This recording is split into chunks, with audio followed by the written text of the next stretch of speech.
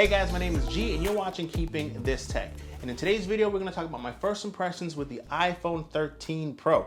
I'm coming from the iPhone 12, which to be honest with you, I've not had for that long. I think I picked it up in May. It's September 2021 at the time of this recording. So why am I upgrading? Well, I just wanna say, first things first, let's get this out of the way. The carriers and Apple are pretty much giving away the iPhone 13s and the iPhone 13 Pros. I mean, it's crazy. They're giving crazy amounts of money for trade-ins, and they're just making it super easy to move up to these phones if you want to do that. So let's talk about what these impressions are. First of all, I want to say, as soon as I unboxed the iPhone 13, I noticed how beautiful it was. I mean, this Sierra Blue is something to oh my God, you have to see it in person. It was funny because I would listen to podcasts and I would watch videos, and there seems to be, you know, that deep polarization between whether or not this color is cool, if it's not. Well, I'm in the camp that thinks that this colorway is absolutely fantastic, and it's a sight to see. I love the stainless steel color that they have on here. And what I like about Apple stainless steel is that if it's not that silver one, it won't scratch. There's no scratches that will happen with their stainless steel. It's really, really cool. My Apple Watch, I've had it for years,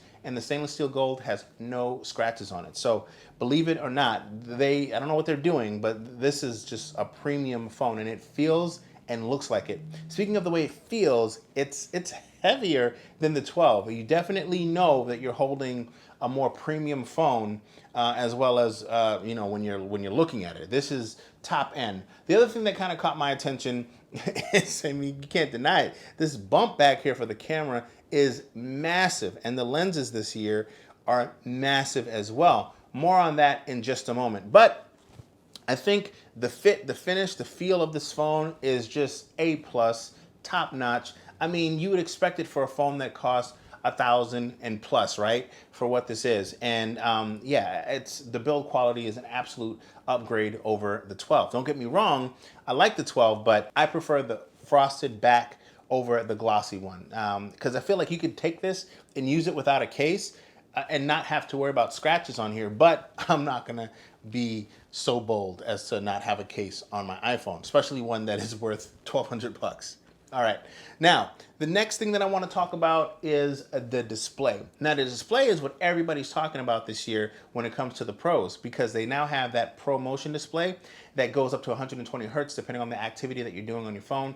Now, initially, when I first launched this, I didn't notice any difference really between this one and the 12, and it wasn't until a couple of days later that I started using the home page and I was swiping back and forth, I unlocked it, and I noticed it. But none of the apps that I use, the third-party apps that I use, or even the native Apple apps that I use seem to be taking advantage of it now. So hopefully that'll happen with some software updates from Apple and even the third-party developers, so I can start to see that. But at least that little bit of time that I'm able to see it on the homepage, I get it. The samples that you're looking at here on the screen are me seeing no 120 hertz, just so you know.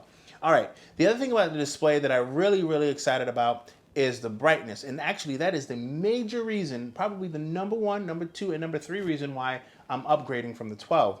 I started recently flying my drone commercially, and I couldn't see anything with the iPhone 12 once my drone was in the air, and I had been using my display as my monitor when I'm flying my drone. So having the 1000 nits is a massive difference, and I can tell the difference right away.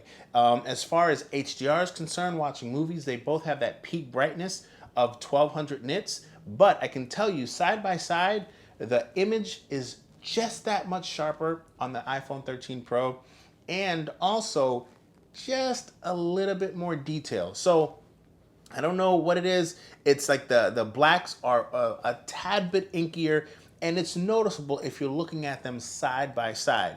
Aside from that, though, if you were having the 12 and you were watching the same movie, the Snake Eyes movie, for instance, you're not going to really notice, hey, my phone isn't as dark as it needs to be, or, you know, it's not as sharp as it needs to be. It looks great. It's just that when you're comparing it side by side, I'd say it's about 5 to 7% better, if that's even a way to measure it. But that is it for the display. Kudos to Apple's on this display. I really like it. I think it's going to be a game changer when it comes to flying my drone out in the daylight, and so I'm all about that. Now on to the cameras, and this is probably where you'll notice some of the biggest upgrades for a year-over-year upgrade, and that's because these sensors have now been improved in several key ways. Number one, they're new sensors, they're bigger, and they let in more light as a result of that. And also the lenses now all support night mode, deep fusion, and they have sensor stabilization in them, which is really, really good. So you're going to notice a big difference if you're taking photos in low light or in darker situations. If you're taking pictures during the day, you're not going to really notice that much of a difference. In fact, I was having a hard time seeing the differences. Sometimes I was even seeing sharper images on the 12 over the 13 Pro, which is like, you know, either here or there. But the impressiveness of this phone for taking pictures is crazy, considering that it's a phone. Maybe, right? Is it still a phone, or is it just a camera now that can make phone calls and send text messages? I don't know. I feel like we're in a weird space right now because these cameras are so good. Now, one of the things that I did miss with the 12 was that telephoto lens, and it's good to have it back on this Pro because, man, 77 millimeters is a big deal. It's a way bigger deal than 55 millimeters. And again, this is, you know, Apple knows what they're doing with the computational photography. So it's probably the weakest lens out of all the three of them if we're talking about image quality and light gathering, but it is still good enough to get the job done, you know, especially if you want to get some shots from far away. Apple is doing some incredible things with their imaging pipeline.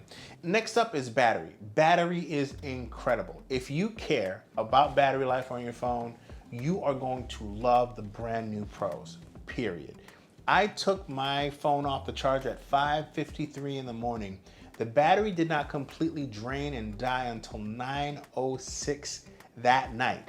That's over 15 hours of battery life for the day. Now imagine if you're using your phone throughout the day, you're topping it off at your desk or maybe in the car. This phone will easily last you all day if you're going to be using it. And what's important about that initial use was that was like the first day after I had gotten everything set up and ready to go.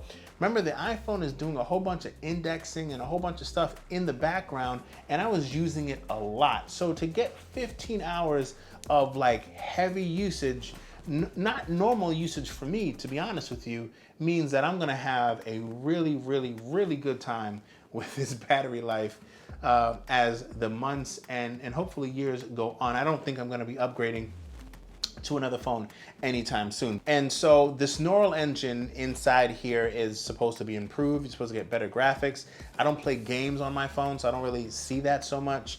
I'm not noticing it that it's that much faster from opening up an app. I mean, really, the way Apple has optimized iOS, you're gonna be hard pressed to notice real speed differences between one phone over another phone. Apple just does a really good job at that, you know. So you'll be good with either phone. But for me, I think the big reason why I upgraded was because, again, as I mentioned in the beginning of this video, carriers are basically giving away these phones. I was offered $800 for my iPhone 12, and there's nobody that's gonna give me $800 for an iPhone 12. Now you can get one now brand new for like 600 to 700 bucks. So I took that deal and I ran. Besides, I needed that bright display. So guys, I want to thank you so much for watching the video. Let me know what you guys think in the comments below. I'll check you guys out in the next one.